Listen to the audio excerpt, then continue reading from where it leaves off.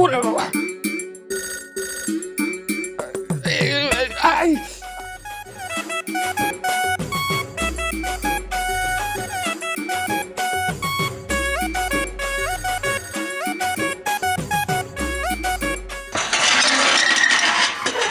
প্রণাম নেবেন চাচা। আরে বাপ থাক থাক থাক, তোমাকে তো বাপ ঠিক চিনতে পারলাম না। মাই নেম ইজ চুকে না তু।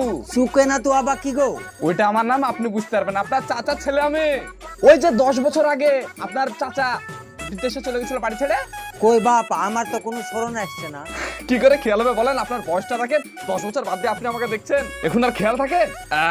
আব্বা আপনার জন্য এই 5 কেজি খাসির মাংস আর এই 200 পিস মিষ্টি আমাদের ওখানকার স্পেশাল পাঠাইছেন, লেন ধরেন। হ্যাঁ হ্যাঁ হ্যাঁ, আমি চিনতে পেরেছি। এসব আবার আনার কি দরকার ছিল? তুমি তো আমাদের বাড়ি ছেলে, এত কিছু আনার কি দরকার? আসো আসো, বাড়ির ভিতর আসো। আরে কেমন আছিস রে? ভালো আছি। আরে চিনতে পারছিস না? আরে ছোটবেলায় ন্যাংটা বেলায় আমরা ঘুরতাম, ঘুরতে উড়াতাম। তোর এখন মনে থাকে কত বড় হয়ে গেছিস? চল চল ভিতরে চল, ভিতরে গিয়ে কথা হবে।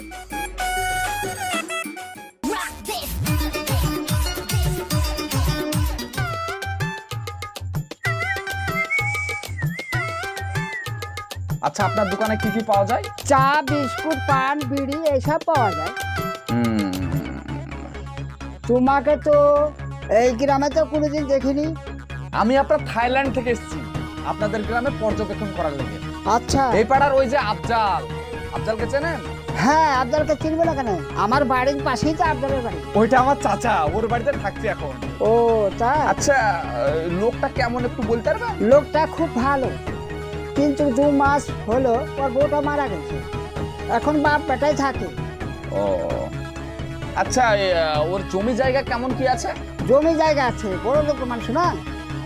ও আচ্ছা, একটা চা দেন তো। আচ্ছা দিচ্ছি।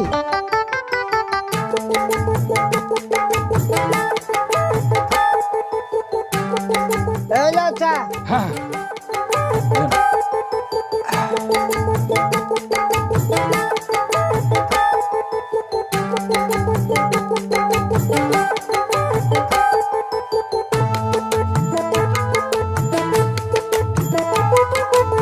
ওই টাকা দিয়ে গেল না? টাকা? আরে আমি থাইল্যান্ড থেকে এসেছি তোমাদের গ্রামে পর্যবেক্ষণ করার লেগে। কোথায় আমাকে জামাইয়ের মতো আদর যত্ন করবা, তা না আমার কাছে টাকা চাইছো? তো চা খেয়েছো, টাকা লাগবে না? হ্যাঁ, আমার চাচার কাছে নিয়ে নেবা। আচ্ছা ঠিক আছে।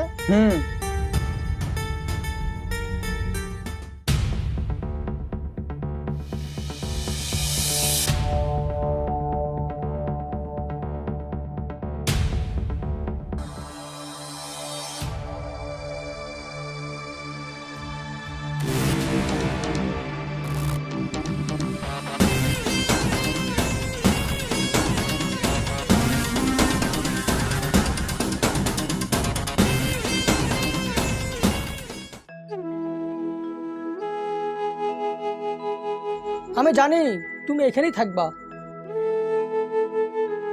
তোমার জন্য আমি একটা গিফট এনেছি। এই লাও। কি এটা? আচ্ছা দেখবা, বাড়িকে খুললে দেখতে পাবা কি ওটা। শুনো, আমি দিয়েছি তা কাউকে বলবা না, হ্যাঁ? কেনে? আচ্ছা, একটু প্রবলেম আছে। আর রাত্রিবেলা পড়ার পর আমাকে একটা ছবি পাঠাবা। তাই নাকি? আমি দেখবো কেমন লাগছে তোমাকে। আচ্ছা ঠিক আছে। ঠিক আছে, কাপড় কাচো তাইলে। কাপড়গুলো কাচি। চল বাইরে, বল হারামজাদা, বল বল টাকা কি খাইছি, বল বল কি খাইছি হারামজাদা, বল। আমি লিখে গো, তুমি বিশ্বাস তুই লিসনি তো কে লিয়েছে? ভূতে লিয়েছে নাকি? বাড়িতে তুই ছাড়া কে আছে বল? আমি কি করে জানি কে নিয়েছে তা? আবার মিথ্যা কথা। উঠ, সত্যিকার বল টাকা কি করেছিস? আরে আরে আরে আরে, কি করছেন কি? আরে ছাড়েন। আরে কি করছেন কি? নিজের ছেলেকে এভাবে কেউ মারে? কি হয়েছে কি বলবেন তো? আরে আমি সিমেন্ট কেরালে ঘরে টাকা রেখেছিলাম, ওই টাকাগুলো হারামজাদা চুরি করে নিয়েছে জানো? দাঁড়ান। পক্ষে সহ্য করবে?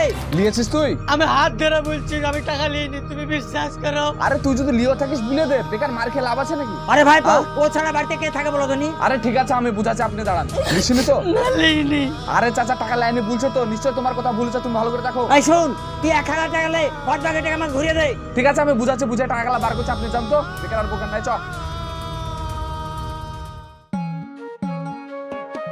আচ্ছা, এই ইয়াং ছেলেটাকে চিনো, দেখেছো? না তো স্যার, আমি তো কোনোদিন দেখিনি একে। শোনো, এ তো চিনতে পারছে না। এই গ্রামে একটাই চায়ের দোকান, ওর কাছে খোঁজ নিলে সঠিক খবরটা পাওয়া যেতে পারে, বুঝতে পেরেছো? চলেন তাহলে। ও কাকা, হ্যাঁ বলুন। এই ছেলেটাকে দেখুন তো, চিনতে পারছেন কিনা? না স্যার, একে চিনি না। আরে ভালো করে দেখুন, ইয়াং ছেলে, পাতলা লম্বা, লাখে একজনই হয়। আপনি একটু ভালো করে দেখুন, চিনতে পারবেন, দেখুন। ও হ্যাঁ হ্যাঁ, চিনতে পেরেছি, এই তো আফজালের ভাইপো। আচ্ছা আচ্ছা, আফজলকে চিনেন আপনি? হ্যাঁ চিনবো না কেন, আমাদের পাড়াছি বাড়ি। দেখুন, আমাকে একটু সহযোগিতা করতে হবে। আপনি একটু আফজলের বাড়ি আমাকে নিয়ে চলুন। দোকানটা খোলা আছে, এই মুহূর্তে কি করে যাব আমি? আরে 5 মিনিটের জন্য আমাদের সঙ্গে চলুন। আমাদেরকে সহযোগিতা করবেন না তো কাকে করবেন? আচ্ছা ঠিক আছে, আমি দোকানটা বন্ধ করছি।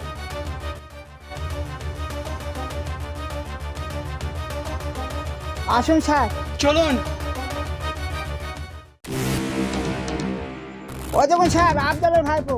এই কোথায় পালাচ্ছিস? হ্যাঁ, আরে স্যার, আমার ভাইকে ধরছেন কেন? আপনার ভাইপোকে কেন ধরেছি শুনবেন? আপনি জানেন আপনার ভাইপো একটা পাক্কা চোর।